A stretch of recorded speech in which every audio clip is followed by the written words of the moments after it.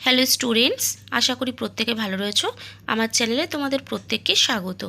আজকে আমাদের আলোচনার বিষয় হলো ষষ্ঠ শ্রেণীর জিওগ্রাফির ফার্স্ট চ্যাপ্টার আকাশ ভরা সূর্য তারা। এই চ্যাপ্টার থেকে তোমাদের প্রতিটা লাইন ওয়াইজ খুঁটিয়ে খুঁটিয়ে কোশ্চেন কিন্তু আজকে এই ভিডিওটা তোমরা পেয়ে যাবে। আজকে আমরা আলোচনা করব হচ্ছে 1 নম্বর পেজ থেকে একদম 3 নম্বর পেজ অবধি। তোমাদেরকে প্রতিটা চ্যাপ্টারে প্রতিটা লাইন ধরে কিন্তু আমি পড়িয়ে দিয়েছিলাম আগের ভিডিওটাতে। তোমরা যদি না দেখে থাকো, আমার ভিডিও ডেসক্রিপশন বক্সে লিঙ্ক দেওয়া থাকবে। চ্যাপ্টারটা কিন্তু খুব ভালোভাবে আমরা পড়েছিলাম। এবার আমরা এই চ্যাপ্টার থেকে যে সমস্ত কোশ্চেনগুলো খুব ইম্পর্টেন্ট, প্রতিটা লাইন ওয়াইজ কিন্তু কোশ্চেন খুঁটিয়ে খুঁটিয়ে তোমাদের করা রয়েছে। আশা করব ভিডিওটা তোমাদের খুব উপকার লাগবে। তো অবশ্যই কিন্তু তোমরা কি করবে, ভিডিওটা স্কিপ না করে পুরোটা দেখবে, এবং যারা চ্যানেলটাকে এখনও সাবস্ক্রাইব করো অবশ্যই সাবস্ক্রাইব করে ভিডিওটা একটা লাইক করে দিও। তো চলো আলোচনাটা শুরু করি। কোশ্চেনগুলো অবশ্যই প্রত্যেকে নোট করে রাখবে, কারণ হচ্ছে প্রতিটা লাইন ওয়াইজ কোশ্চেন এখানে রয়েছে। তো দেখো, ফার্স্ট কোশ্চেন আমরা কি পাবো, যে মহাবিশ্ব কাকে বলে। অ্যান্সার লিখবো যে কোটি কোটি জ্যোতিষ্ক, অর্থাৎ গ্রহ, উপগ্রহ, নক্ষত্র, গ্রহাণুপুঞ্জ, ধূলিকণা, গ্যাস প্রভৃতি রয়েছে অসীম শূন্যস্থানে। এই সমস্ত কিছু নিয়েই হলো মহাবিশ্ব। নেক্সট কোশ্চেন বলছে যে জ্যোতিষ্ক কাকে বলে। কি লিখবো না, দিনের বেলা সূর্য আর রাতের বেলা রাতের আকাশে চাঁদসহ অসংখ্য আলোকবিন্দু হলো জ্যোতিষ্ক। নেক্সট কোশ্চেন আমাদেরকে বলেছে যে জ্যোতির্বিজ্ঞান কাকে বলে। দেখো কি লিখব, বিজ্ঞানের যে শাখায় গ্রহ, উপগ্রহ, নক্ষত্র, গ্রহাণুপুঞ্জ, ছায়াপথ, ধূমকেতু ইত্যাদি মহাজাগতিক বস্তু ও ঘটনাগুলি নিয়ে গবেষণা করা হয় তাকে জ্যোতির্বিজ্ঞান বলে। নেক্সট কোশ্চেনে চলে আসছি, বলছে যে নীহারিকা কাকে বলে।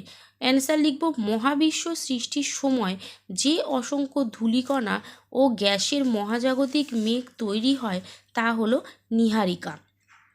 নেক্সট কোশ্চেন, মহাবিশ্বের কণাগুলি কী অবস্থায় আছে। অ্যান্সার লিখব, মহাবিশ্বের কণাগুলি কিন্তু চলমান অবস্থায় আছে। নেক্সট কোশ্চেন বলেছে নীহারিকা থেকে কিসের জন্ম হয়। অ্যান্সার লিখব, নীহারিকা থেকে তারা বা নক্ষত্রের জন্ম হয়। পরের প্রশ্ন বলছে কিভাবে নক্ষত্র সৃষ্টি হয়। দেখো যে মহাবিশ্ব সৃষ্টির প্রায় 10 লক্ষ বছর পরে গ্যাসীয় পদার্থগুলো জমাট বাঁধতে শুরু করে, আর তাদের মধ্যে মধ্যে তৈরি হতে থাকে শূন্যস্থান।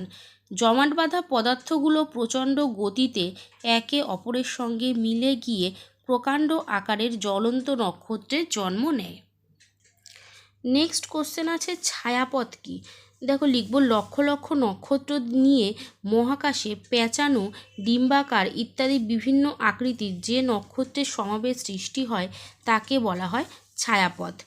এবারের প্রশ্ন হচ্ছে আকাশগঙ্গা ছায়াপথ সম্বন্ধে কি জানো। অ্যান্সার লিখব, দেখো সূর্য, পৃথিবী ও অন্যান্য গ্রহরা একটি পেঁচানো ছায়াপথে রয়েছে যাকে বলা হয় আকাশগঙ্গা ছায়াপথ। কী বলছে তাহলে, সূর্য, পৃথিবী ও অন্যান্য গ্রহরা একটি পেঁচানো ছায়াপথে রয়েছে যাকে বলা হয় আকাশগঙ্গা ছায়াপথ। প্রায় 10,000 কোটি তারা, গ্যাস, ধূলিকণা নিয়ে আকাশগঙ্গা একটি বিশাল ছায়াপথ। খালি চোখে রাতের আকাশে যত তারা দেখা যায় সবাই আকাশগঙ্গা ছায়াপথে অবস্থিত। নেক্সট কোশ্চেন বলছে দেখো, তারা বা নক্ষত্র কী। অ্যান্সার লিখব, তারা বা নক্ষত্র হলো একটি জ্বলন্ত গ্যাসীয় পিণ্ড যাদের নিজস্ব আলো ও উত্তাপ আছে। নেক্সট কোশ্চেন বলেছে কোন রঙের তারার উষ্ণতা সবচেয়ে বেশি। অ্যান্সার লিখব, বিরাট নীল তারার উষ্ণতা সবচেয়ে বেশি। তারপরে বলছে আকাশে কোন রঙের তারার সংখ্যা সবচেয়ে বেশি। অ্যান্সার লিখব, ছোট লাল তারার সংখ্যা সবথেকে আকাশে বেশি। নেক্সট কোশ্চেন বলছে পৃথিবীর সবচেয়ে কাছের তারা কি। অ্যান্সার লিখব, পৃথিবীর সবচেয়ে কাছের তারা হলো সূর্য। নেক্সট কোশ্চেন, সূর্যের পরে পৃথিবীর সবথেকে কাছের তারা কোনটা। অ্যান্সার হবে, সূর্যের পরে পৃথিবীর সবথেকে কাছের তারা হচ্ছে প্রক্সিমা সেন্টাউরি। নেক্সট কোশ্চেন বলছে পৃথিবী থেকে প্রক্সিমা সেন্টাউরির দূরত্ব কত কিলোমিটার। অ্যান্সার লিখব, পৃথিবী থেকে প্রক্সিমা সেন্টাউরির দূরত্ব হচ্ছে 41 lakh crore kilometre. Next question বলছে পৃথিবী থেকে সূর্যের দূরত্ব কত কিলোমিটার। অ্যান্সার লিখব, পৃথিবী থেকে সূর্যের দূরত্ব হচ্ছে 15 কোটি কিলোমিটার। নেক্সট, সূর্য থেকে পৃথিবীতে আলো আসতে কত সময় লাগে? অ্যান্সার লিখব সূর্য থেকে পৃথিবীতে আলো আসতে সময় লাগে 8 মিনিট 40 সেকেন্ড। নেক্সট কোশ্চেন বলেছে বায়ুশূন্য অবস্থায় আলোর গতিবেগ কত? অ্যান্সার লিখব বায়ুশূন্য অবস্থায় আলোর গতিবেগ হচ্ছে 1 সেকেন্ডে 3 লক্ষ কিলোমিটার। নেক্সট কোশ্চেন আছে আলোকবর্ষ কাকে বলে? প্রতিটা কোশ্চেন কিন্তু খুব ইম্পর্ট্যান্ট, তাই কিন্তু কেউ ভিডিওটা স্কিপ করবে না, পুরো ভিডিওটাই অবশ্যই দেখার চেষ্টা করবে। আলোকবর্ষ কাকে বলে? বলছে বায়ুশূন্য অবস্থায় আলোর গতিবেগ 1 সেকেন্ডে 3 লক্ষ কিলোমিটার। এই গতিবেগে আলো 1 বছরে যে দূরত্ব অতিক্রম করে তাকে আলোকবর্ষ বলা হয়। নেক্সট কোশ্চেন বলছে প্রক্সিমা সেন্টাউরির দূরত্ব পৃথিবী থেকে কত আলোকবর্ষ? অ্যান্সার লিখব 4.2 আলোকবর্ষ প্রক্সিমা সেন্টাউরির থেকে দূরত্ব পৃথিবীর। নেক্সট কোশ্চেন নক্ষত্রমণ্ডল কাকে বলে? অ্যান্সার লিখব কাছাকাছি থাকা তারাগুলোকে কাল্পনিকভাবে যোগ করলে বিভিন্ন আকৃতির তৈরি হয়, ওই রকম এক একটা তারার ঝাঁককে নক্ষত্রমণ্ডল বলা হয়। নেক্সট কোশ্চেন বলেছে সপ্তর্ষি মণ্ডল কাকে বলে? উত্তর লিখব উত্তর আকাশে 7টি উজ্জ্বল তারাকে একত্রে সপ্তর্ষি মণ্ডল বলে। নেক্সট হচ্ছে ক্যাসিওপিয়া কি? অ্যান্সার লিখব সপ্তর্ষি মণ্ডলের বিপরীত দিকে 5টি তারা মিলে যে এম অক্ষরের মতো নক্ষত্রমণ্ডলের সৃষ্টি হয় তাকে ক্যাসিওপিয়া বলে। শীতকালে উত্তর আকাশে ক্যাসিওপিয়া নক্ষত্রমণ্ডলটি দেখা যায়। নেক্সট বলেছে যে বকমণ্ডল দেখতে কেমন? অ্যান্সার বলবো যে বকমঙ্গল দেখতে ক্রুশ চিহ্নের মতো। তারপরে বলেছে দিনের বেলা তারাদের দেখা যায় না কেন? অ্যান্সার লিখব সূর্য আমাদের সবচেয়ে কাছের নক্ষত্র, সেজন্য পৃথিবীর যে অংশে যখন দিন হয় সেই অংশে তখন সূর্যের অতি উজ্জ্বল ও তীব্র আলো পড়ে, তার ফলে অনেক দূরে থাকা তারাদের আলো হারিয়ে যায় এবং আমাদের চোখে পড়ে না। এখানে একটা লাইন লিখবে যে সেই কারণেই দিনের বেলা আমরা তারাদের দেখতে পাই না। নেক্সট কোশ্চেন বলেছে তারারা মিটমিট করে কেন? অ্যান্সার বলেছে পৃথিবীর চারদিকে থাকা বায়ুমণ্ডলের বিভিন্ন স্তরে উষ্ণতার পার্থক্য আছে।